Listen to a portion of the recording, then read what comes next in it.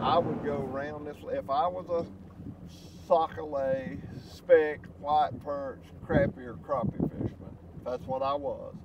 I'd go around this lake and I'd find me a shallow bar where it falls off.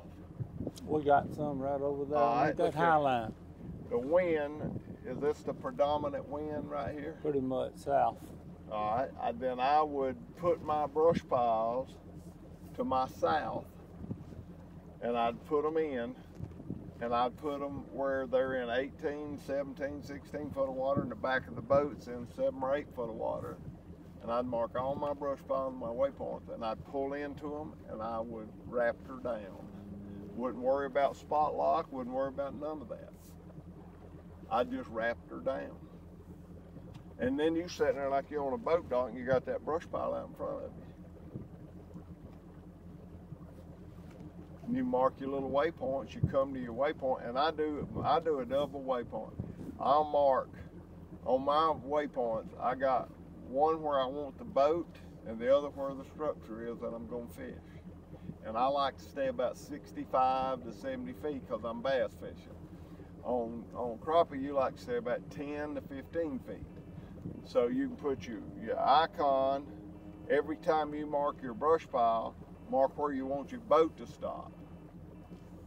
And that way you just pull right up there and raptor down, and all you got is your brush pile in front of you. We got emergency.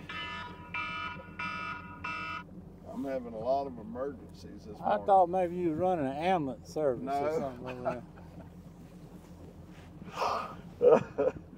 You want to get somebody's attention, you get one of these days when the pilots on the airplane are talking about, well, we're going to encounter a little weather, it's going to be a little choppy, you want to bug. You see about that time, I like, da, da, everybody on the plane goes into a panic. And then I get busted because I didn't put my phone on airplane mode. But it gets people excited. And I've even had them when my bags were going through to get x-rayed. Oh, man. I've had the TSA guys get excited. That thing starts going off in that bag, and then, Lord have mercy, the bomb squad comes rolling in. So that is not, but when you're deaf, I need all the help I can get. I need that for my alarm to wake me up in the morning. I got it on everything. It's my phone calls, it's my alarm, it's everything. I see them down there, but they don't want to do nothing. They want to bite.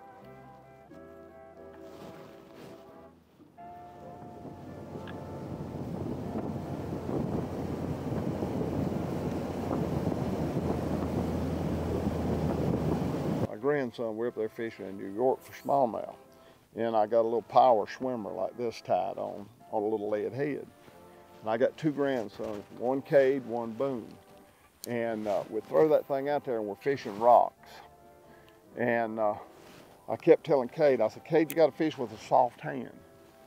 He said, Papa, what are you talking about? My hands are soft. I said, no, hold your rod real gentle and real easy. Don't grip that rod. You got so much more feel if you leave that thing and leave it real soft and easy in your hand. And you just kind of dragging it along. And when you feel that rock, you kind of finesse that thing, shake it a little bit, lift up with your rod tip, and you won't get hung up. Boone got it. I mean, Boone figured it out like the second time he tried it. Ah, Papa, I see. Soft hands. I've never heard that term. Yeah, don't grip your rod. Fish real soft, drag it slow, pay attention, and when you feel that rock, you just ease over it. Cade would just be dragging it, and he'd hit that rock, or he'd set the hook like it's a fish. No. Buddy, if it's a fish, he's gonna swim off with it. He'll move, you detect it. Fish with soft hands.